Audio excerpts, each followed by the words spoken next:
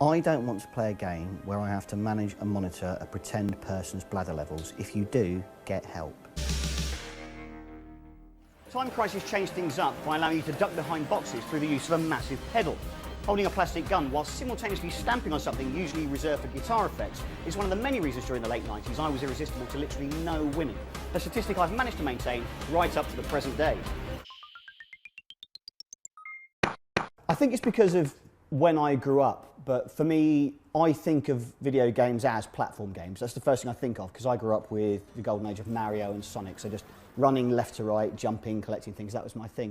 Although I think that more because that was mine. I think people who are maybe 5, 10 years older than me probably think of it more like Asteroids, Space Invaders, things like that, whereas younger people probably think of games more as like running over prostitutes.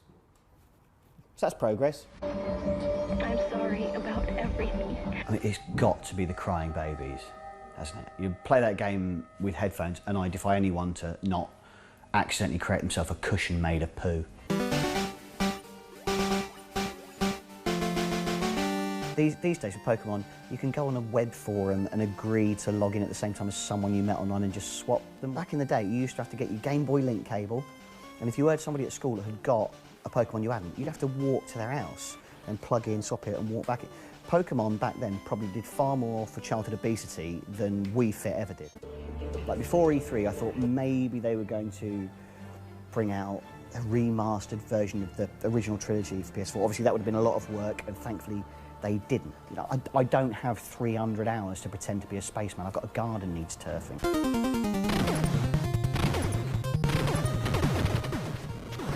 Well, it was two-player run and gun, wasn't it? So it wasn't taking it in turns, it was simultaneously you could play it. You know, that was the most fun you could have at Butlins in Skegness.